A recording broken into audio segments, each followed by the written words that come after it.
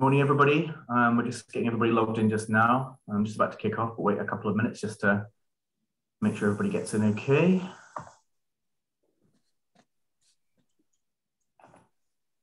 Got a decent number of bookings this morning, so there's a lot of interest in this.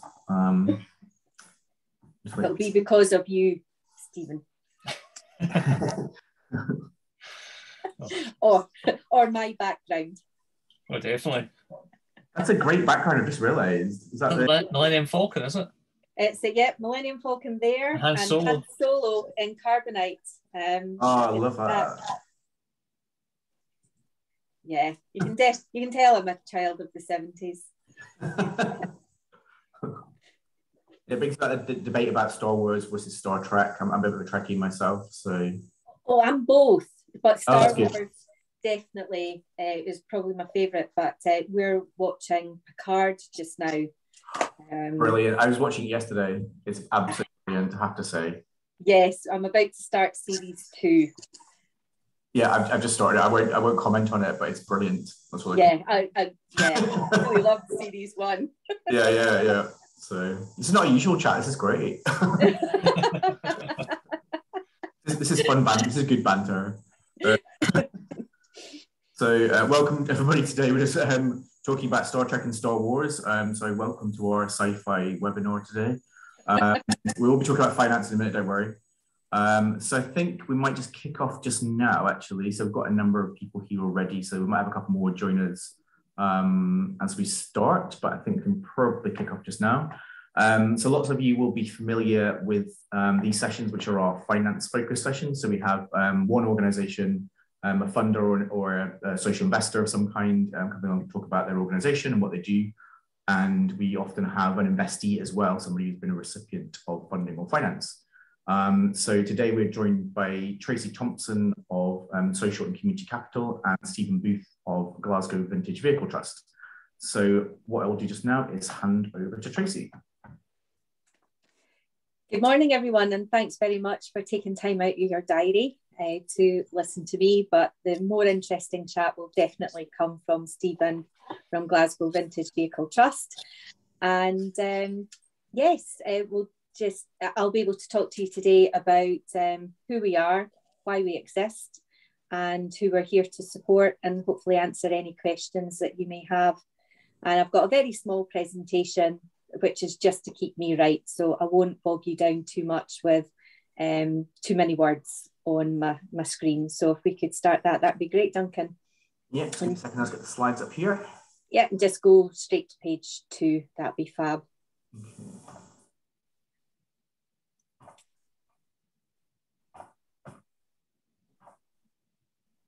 Thank you. So I'm really proud of this picture. It is Glasgow Vintage Vehicle Trust, based through in Glasgow, and they made it to the front cover of our social impact as we do a report every year on the organisations that we support. So who are we? So back in 1999, Social and Community Capital was set up by some forward-thinking bankers who realised that there was a gap in the market when it came to serving organisations that were providing support to our local communities. So we are an independent charity, and we can offer loan funding of between £30,000 to £750,000, depending on the type of organisation. And we will look at startups. And we're here to support organisations, whether it's through capital expenditure, grant bridging facilities, and also practical support as well, because that's one of the benefits of being supported and funded by the NatWest Group, is that we've got access to skills-based volunteers as well. So there's 3 of us that run the charity on a full-time basis. So we have a CEO, that's Megan, and then there's myself as a loans officer, been working now for over 6 years. And Brendan, who is on the call today, has just joined the team last week as a loans officer as well. So we will assess applications and look to see who we can support right across the UK. What's ideal about us as well is that we don't have a closed down period.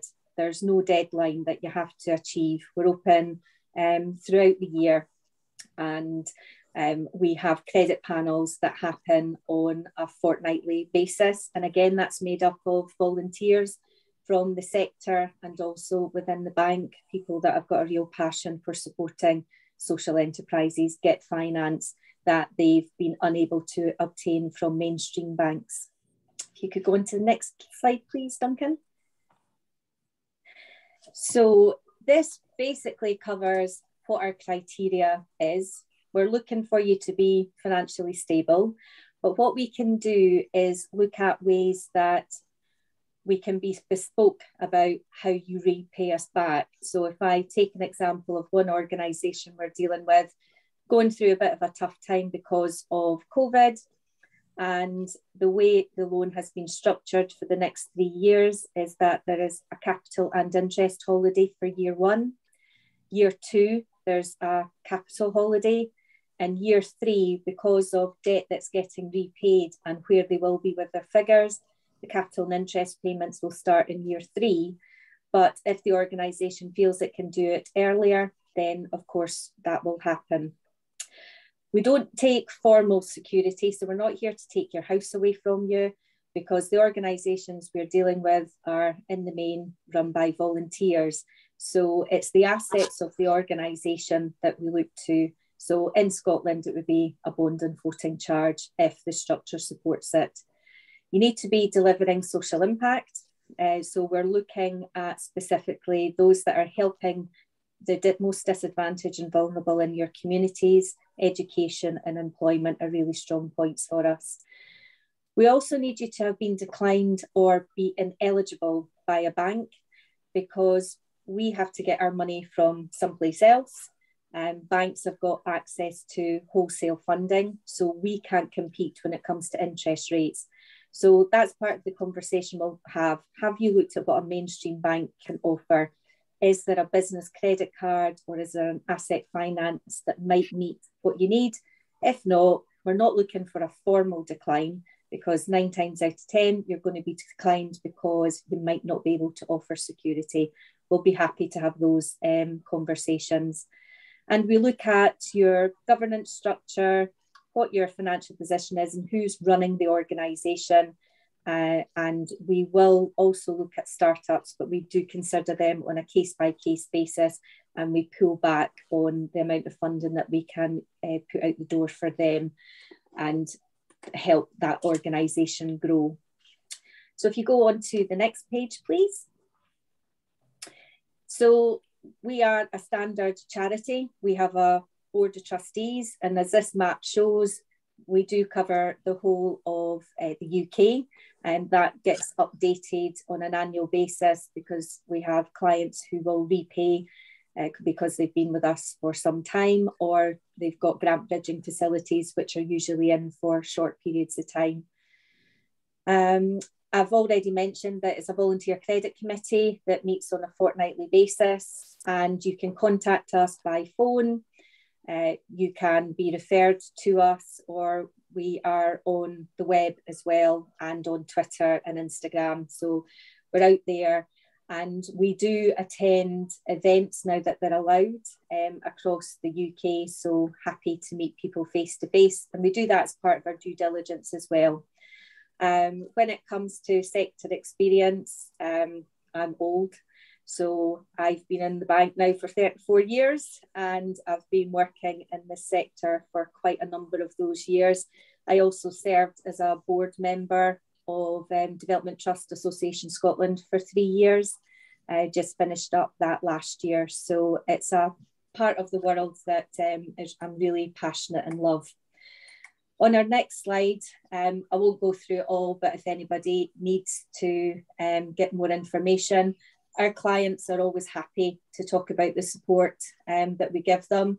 Probably one of the worst experiences for an organisation was a lovely lady, Teresa, who sadly passed away last year.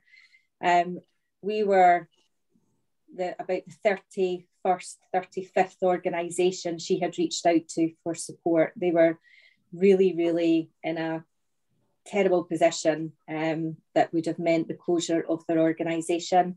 And my boss went to visit them after we got the approval, and she got a hug from pretty much every member of staff that was in that building that day. So that's a little bit about us, but I'm going to hand over to the more important person, and that is Stephen Booth from Glasgow Vintage Vehicle Trust. And thanks very much for your time and for listening.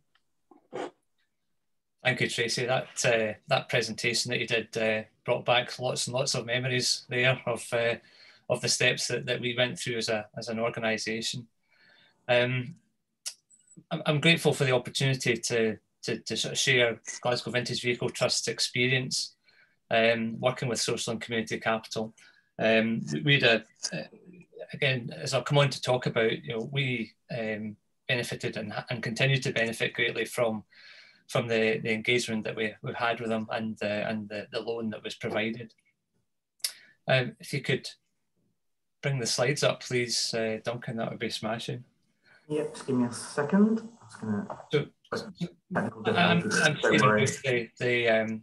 the chair of the Glasgow Vintage Vehicle Trust, but I'm also the chair of something called Back on the Road Community Interest Company as well.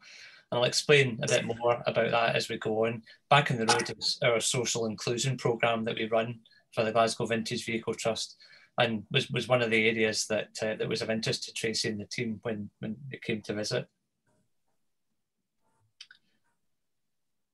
Give me a second, sorry. That's the right one. Can you see that okay? Perfect, thank you. I've always wanted to say this because I keep watching Chris Whitty on these COVID briefings, but next slide, please. Okay, so up on the screen just now are the aims and objectives of the Glasgow Vintage Vehicle Trust. These are set out in our trust deed. There are a reason for being, really, and there's 4 of them. The first one, and these are in no particular order, but the first one is about advancing education for public benefit. We want to tell people about what we do, and want to tell them about the old vehicles and how they operated. We want to tell them about the garage. And to that end, we've always opened for events of different types, but we've got plans in the future to expand that kind of offering, but lots of different ways we can tell the public about what we do, and we're keen to do that. We're also keen to promote the use of historic vehicles. So while we've got a nice shed full of shiny buses that Tracy showed a picture of a moment ago, that's only really half the story with them. The other half of the story is actually getting the vehicles up and running and letting people experience the sights, the sounds, the smells of what travel, 50, 60, maybe 80 years ago used to be like. So we're about trying to have those vehicles running. We also want to be a centre of excellence for that type of work, because an awful lot of work goes into getting these vehicles from the wrecks that they often arrive in to being done up and on the road. So we want to be able to promote the skills of our members in that regard. And finally, we want to be active in the local community. And this can take all sorts of different forms. It can take the form of being a good neighbour in the East End of Glasgow, where we're based. We could be participating in community events, but in particular, we've got our social inclusion programme, and that's us giving back something to the local community and helping some of the most vulnerable. Next slide, please. So as I mentioned, we're based in Glasgow, in the East End of Glasgow, and for those of you that know it, we're just off London Road, which is a main artery that heads out in the East End of Glasgow.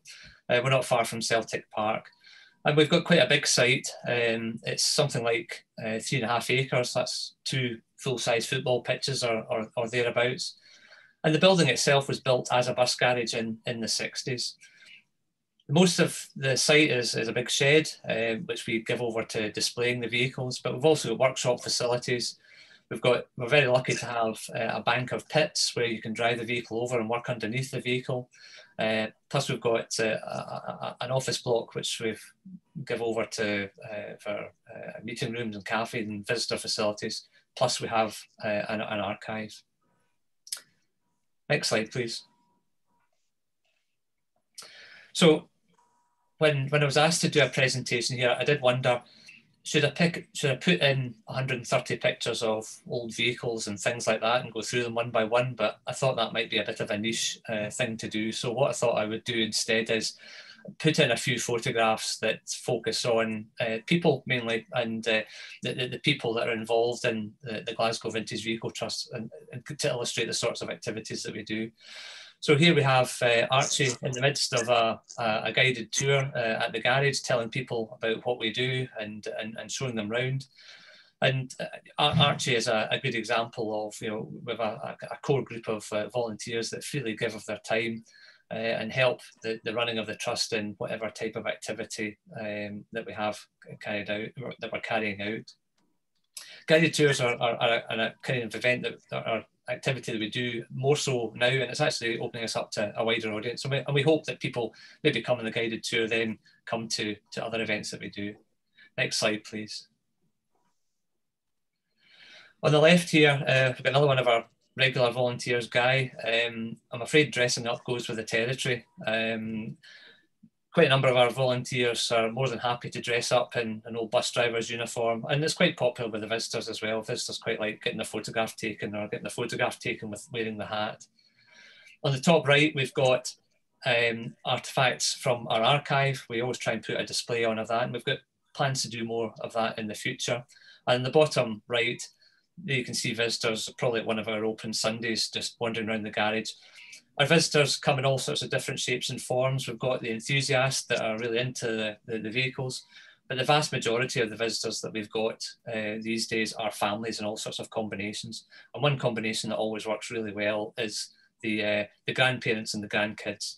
The grandparents remember taking the buses that we've got in the garage. They remember the service that they were on and what they were doing, where they were going. And a lot of the grandkids, some of them haven't really been on a bus, so they're kind of fascinated by what it's all about, and they like the bright colours and so on. Next slide, please. Another way that we try and bring the buses out to the public is what we call them publicity events. We've taken the buses, as you can see here in the picture, you might recognise Buchanan Street in Glasgow.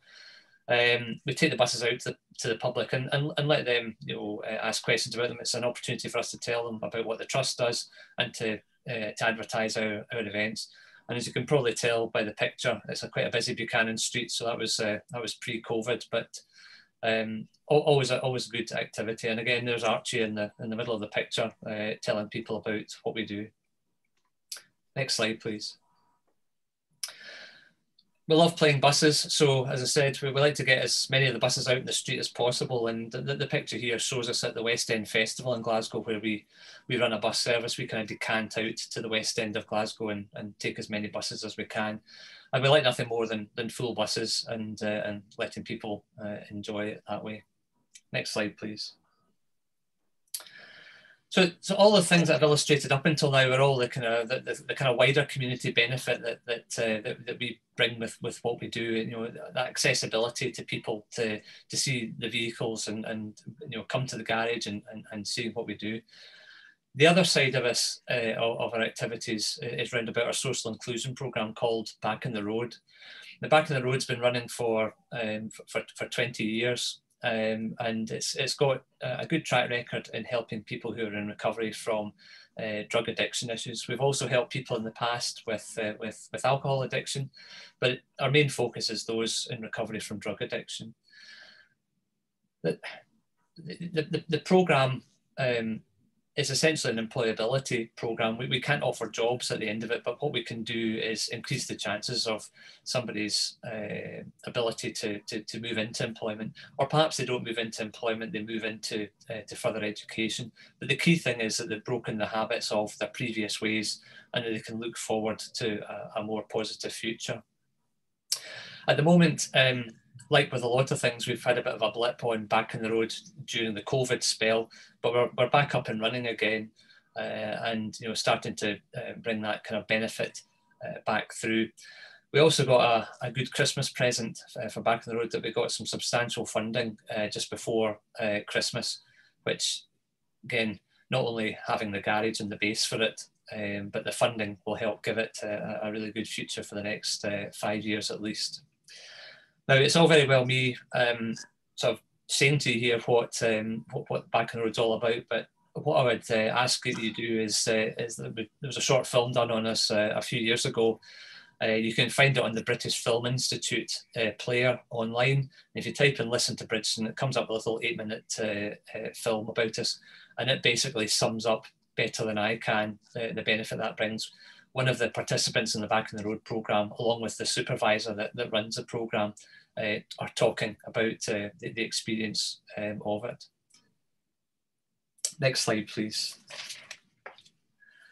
So, I suppose I ought to say, how did we come to get to know Tracy and get to know Social and Community Capital? Well, we've been based in Bridgestone Bus Garage for 20 years, but for the majority of that time, we were leasing the garage from the landlord. And we'd had a succession of leases that all seemed to go fine. Generally speaking, the lease was on favourable terms. And in some respects, we had no real reason to want to sort of change that. But the thing about leasing, though, is that the future's not really in your own hands. You know, something could always change with the landlord. Maybe that they change the terms of the lease. They might ask us to leave the premises.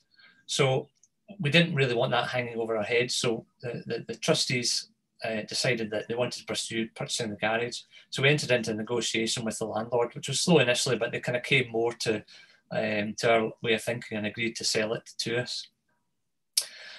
At that point, we had made some inquiries around funding. We expected, to be, a reasonable sum of money that we'd have to find. And for some of the reasons that Tracy outlined earlier, we're a very small charity. We did have some reserves, but we didn't have enough reserves that were going to kind of cover the amount that was going to need to buy the place.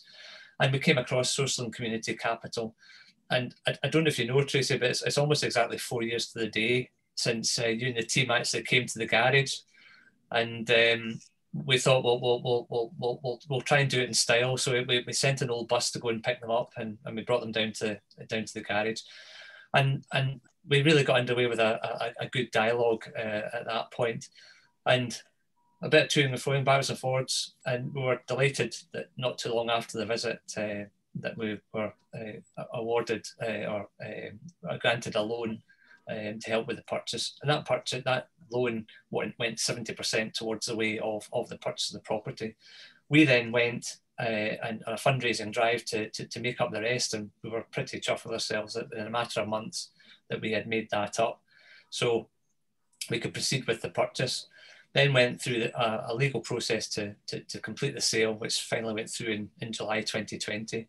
It would have gone through in March 2020, but for all the reasons that everybody else knows, something else happened in March 2020 that just held it up. So working with the investment received, we bought the garage. Brilliant. It put the future in our own hands, and it secured the delivery of the activities that we were doing, whether that's the community benefit stuff with the old buses or the Back on the Road social inclusion programme. That made that secure. And then it would also give us the stepping stone that we needed to develop. Owning the property opened us up and gave us access to different sorts of funding. Next slide, please. So, drilling down a little bit more into those benefits that it's brought us. First of all, it's helped us keep an important vehicle collection together. We've amassed 130 vehicles at the garage. It would be sad if they all were kind of cast the wind and spread about. The value is having the vehicle collection all together and in a building that is steeped in transport heritage. As I mentioned earlier, it keeps Back on the Road running. It gives that a secure place to work from. And we're based in an area where there's the most need for the type of service that we provide. So with the funding that we got just before Christmas, that's enabling us to step up and increase the number of people that we're going to benefit with that. And another positive is that it's allowing us to create an employment opportunity. We're adding to our staff Back on the Road. So that's another kind of positive that we're bringing. It's enabling us to look more seriously at our future. We'd always talked in GVT about creating a working museum, but we were never really totally definitive about what that could actually be, but we're now doing it seriously now. And so we've got some good ideas about just what the shape of that future museum will be like. And finally, it's also important for the people that own the vehicles to have a secure place for them. It's not easy to suddenly try and find a place to store a big vehicle. Most people don't have a driveway big enough for it, or the neighbours aren't necessarily too happy about a big vehicle being in the street. So keeping the vehicles at the garage with the facility to look after them is a real bonus there. And from a kind of almost a marketing point of view, the vehicle owners create the product that we are able to share with the public. So great that we can keep the place going. The last 2 points: employment opportunities.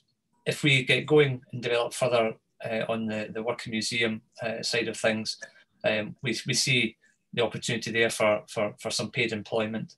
And finally, I mentioned we have a big archive. We want the place to be a place of research, somewhere that people can come and research some of their family history or research about transport heritage.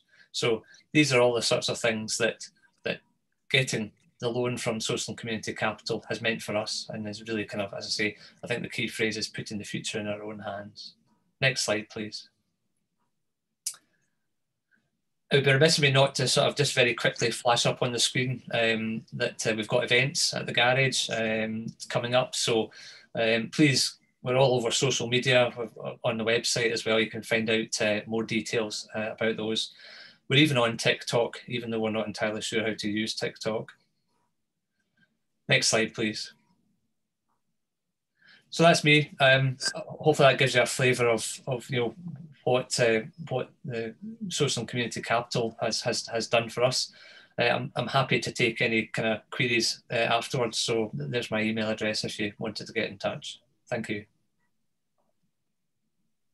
That's very great, Stephen. Thank you for that. I really appreciate that from both of you. It's a really good case study as well, because it's the thing about social enterprise. There's always this combination of social impact. So you talk about heritage and culture, but you're also talking about employment and employability. And that's what I love about social enterprises. We always have these combined social impacts, which is great.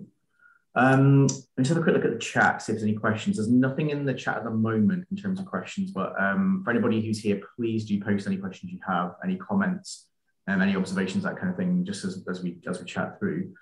I suppose the first question is a really practical question, Tracy. If somebody does have a question about the social and community capital, or just wants to really explore their options, if they're currently exploring options, can they just get in touch with you just for a quick info chat, that kind of thing? Yeah, what's great is because the team is so tiny, when you phone our number 0207 672 1411, you'll get myself or Brendan or Megan. And if we all happen to be out travelling, which we are on Friday, because it's the Women in Social Enterprise 100 Awards down at 250 Bishopsgate in London, which we support. So we've got an answer service as well. And like today, I noticed a missed call because I was on another call. The person never left a message. So I just phoned them back, and it was a community interest company at the start of their journey, looking to get some information. I was able to do a bit of signposting as well to look at grants, and that's great. That Samuel and I now established a connection, and he'll keep me informed as to his progress, and he now knows about what the next steps would be for an application, because we'll email out the information that we're looking for to do that initial review.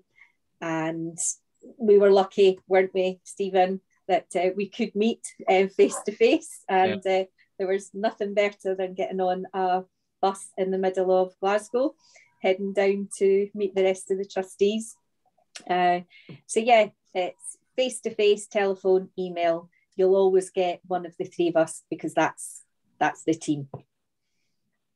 Brilliant. And also, we will share the slides as well, if that's okay with our speakers. So we'll share both sets of slides with everybody who's here today, and that'll obviously include the contact details as well, which is really useful.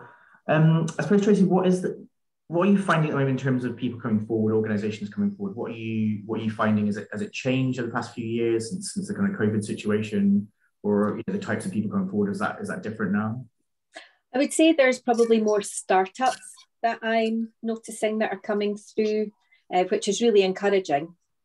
because that demonstrates that the passion and commitment of people is still there. It's not been diminished by COVID. It's probably actually been enhanced by it, and people thinking about others more than thinking about themselves. So that's really encouraging. Projects that went on hold have also started to come through as well. So that's another good, encouraging aspect. And it's all to do with expansion or promoting new projects that organisations see as needing to be gap filling, and grant bridging, because there is still funding out there. We are doing a couple with the EMFF in Wales and in Scotland, because that's European money that still needs to be spent but has been put out the door to the devolved governments. So that's something that we're seeing a resurgence in as well. That's good to know, actually. Yeah. And how do you kind of see the future in terms of social community capital? What kind of, what do you expect to change in terms of the market, in terms of social enterprise? Or, sorry, it's a crystal ball question, but any thoughts you have on that? Well, for us, we are looking at what are the barriers to finance. And we ourselves, we start at £30,000, and a number of inquiries are at that lower end of 5,000, 10,000. So there's quite a bit of signposting. Is it really debt?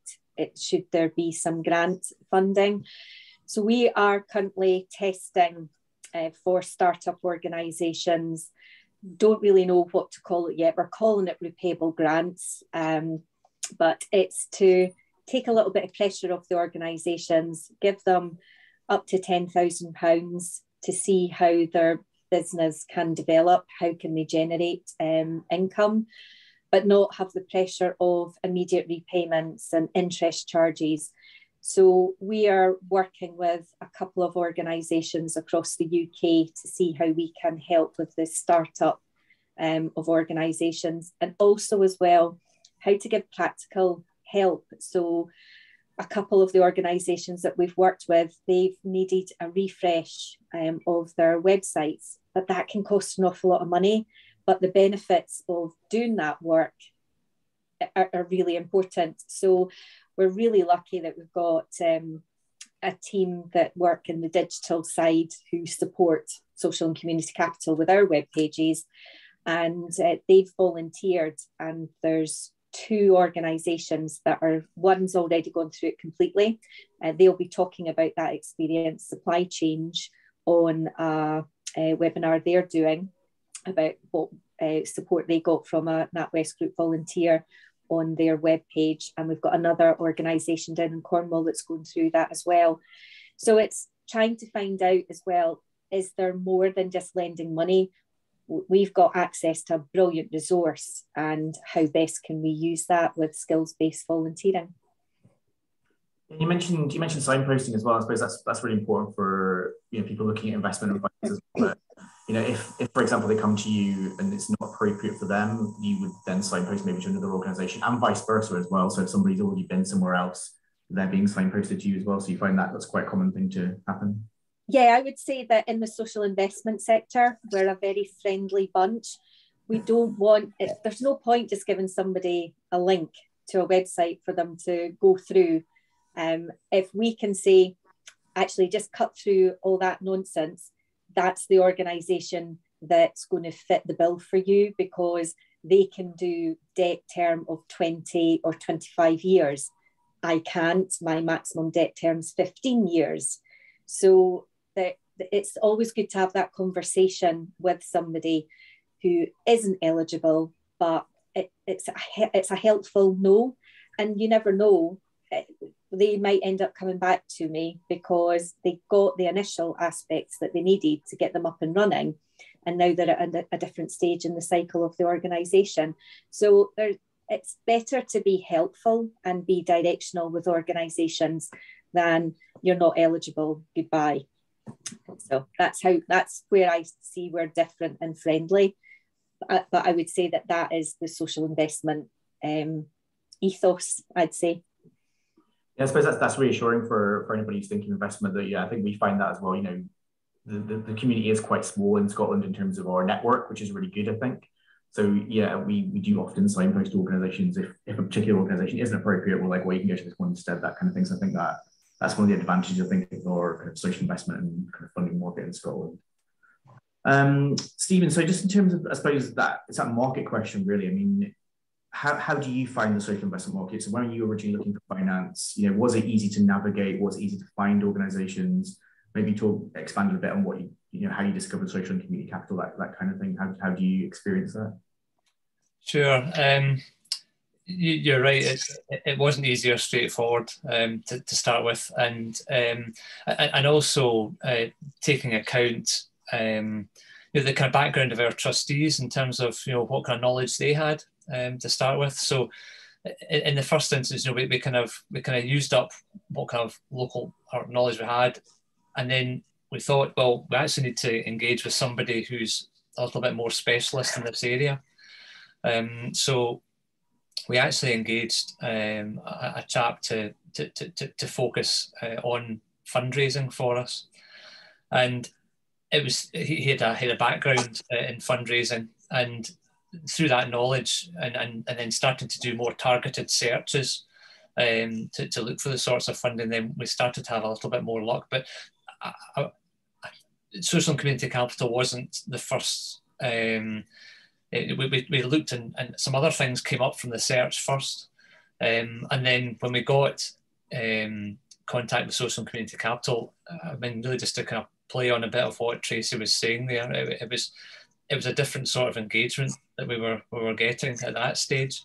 I mean, people had spoken to us before, but the kind of constraints of whatever particular scheme or thing that we were looking at, it seemed to be quite kind of difficult for us in terms of the sort of small voluntary organisation that we are.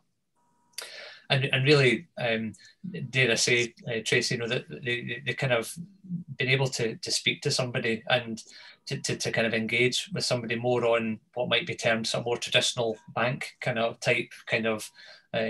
engagement, kind of explaining what it is that we were looking to do and be able to explain the benefit, and to be able to to bring Tracy and the team down to the garage to let them kind of sort of see,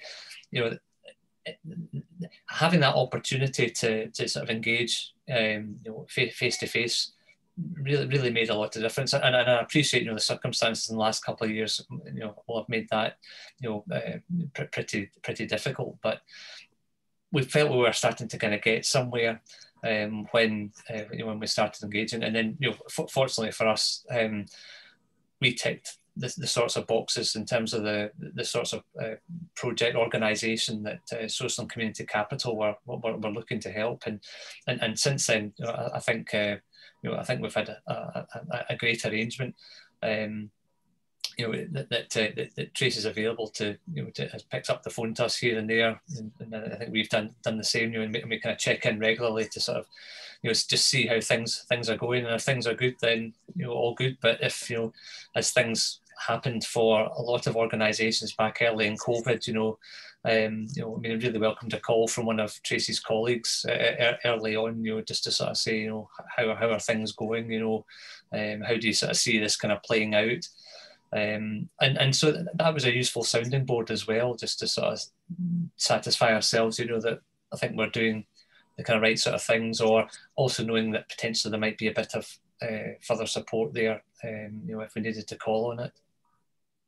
Yeah, I think our approach is really good, as we mentioned. It's good just to pick up the phone, have a quick chat informally, just to kind of explore options. I think that's what we find. I think in social investors in general, that's really reassuring that you can just do that. I think so. It's good for, I suppose, people here today just to know that as well. It's start informally, explore options, really just dig around, just to kind of see what's out there. And that's really important.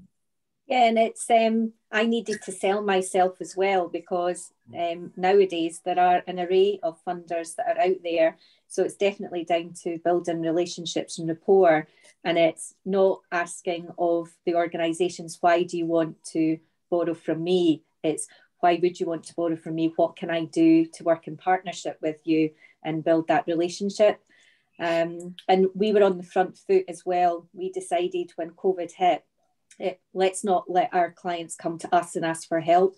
So we went out with a blanket support with capital and interest holidays for 6 months, and we zeroed the interest as well, because we didn't want our clients worrying about debt when they actually had to worry about their staff, who they supported, and how they could keep the doors open. Yeah, absolutely. That's really reassuring. So you say you have a question actually popped up here, so I'm really to know, sort of think about the questions myself. So somebody's asking, would they be interested to hear about planning and support for creating a robust repayment plan for any loans that are given? Well, that's down to individual organisations. So it's a case of, for Stephen and the team, you figure out, do we need to build in a capital holiday, for instance? Because if the organisation is needing to make improvements to the building, or they need to await income coming in, there's no point starting capital interest payments the next month if it's going to be 3 months, 6 months down the line before you're at your income generation. So we try not to be rigid and say we're not a product-based funder. And as I mentioned with the organisation that we're away to do some filming with next week, we've done filming with GVVT there on our website as well. We make the repayments bespoke. What can the organisation do to start making the repayments? What's going to fit in with their cash flow and circumstances?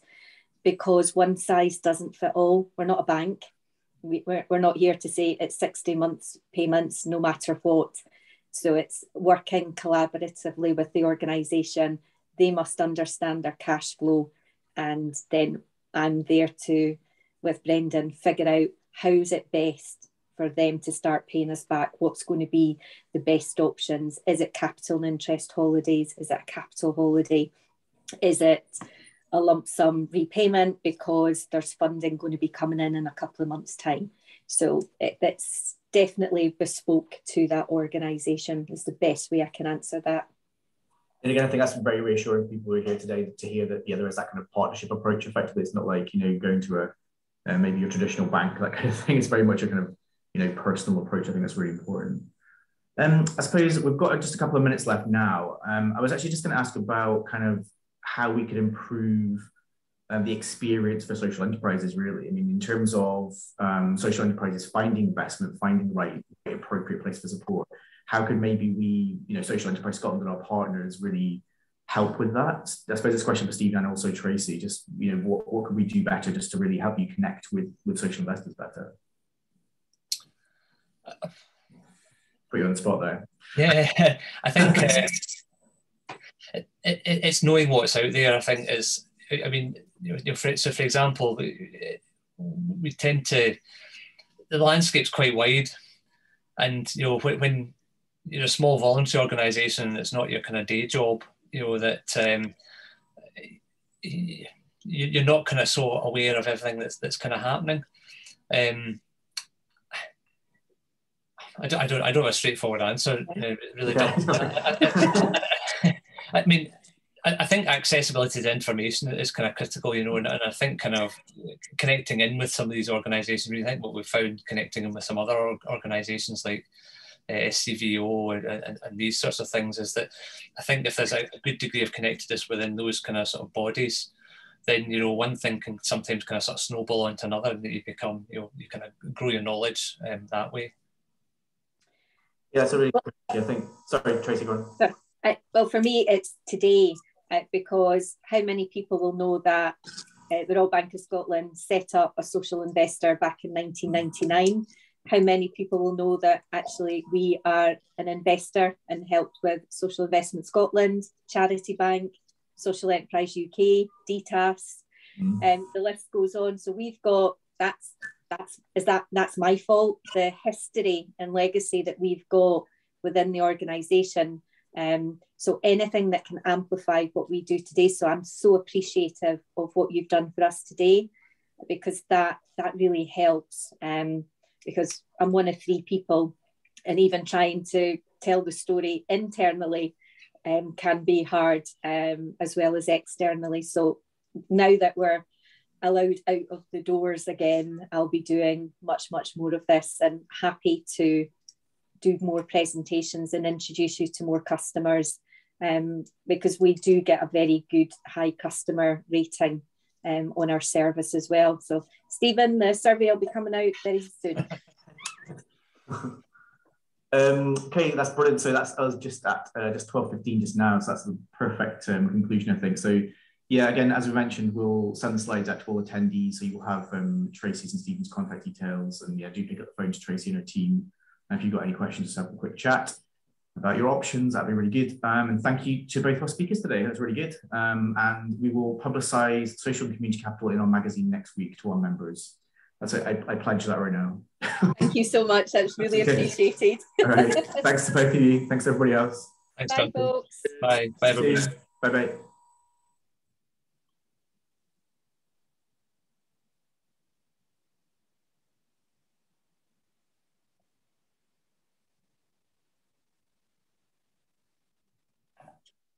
That's just us and the staff team left now, so you can chat if you want. Great. Off here. That's really good. Thank you for that. That's really good, actually. I said before, it's a really good case study for people as well. It's an interesting case study as well. So, and I will try and come to one of the open days. Oh, do. They're great. Yeah. They're really, really great. And parking's no problem all around the area as well. Okay, cool.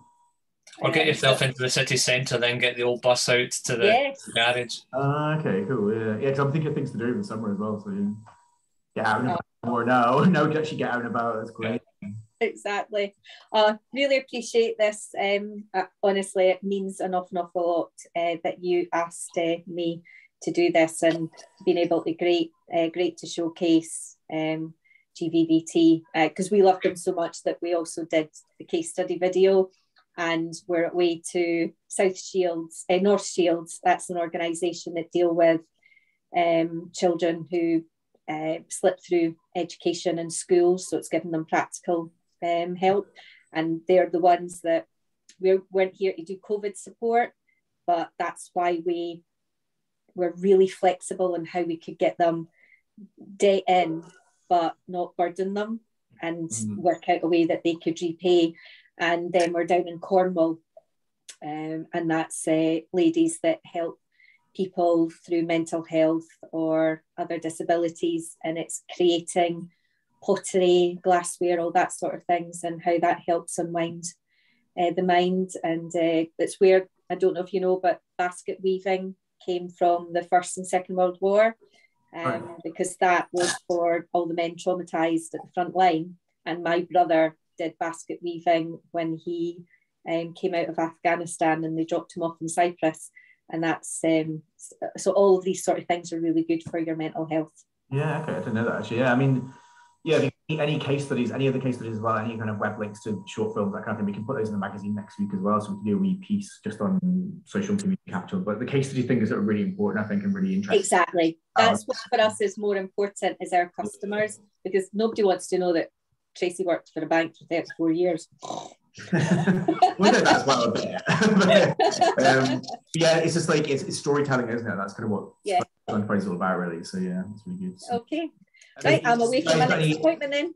Oh, sorry, you've got to go. Sorry about that. Also, just very quickly as well, if either of you or both of you would like to write a quick blog for us on this topic, then feel free. So just like 400 words, just send it to me whenever you want, if you've got time to do that. Just again on your respective organisations and what you do, and in terms of social investment, etc. That'd be good. But yeah, 400 words, quick thing. Just send it through to me whenever you can. That'd be great.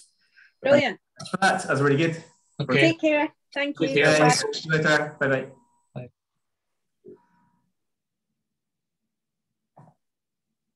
Cheers, Duncan. Thanks. See you there.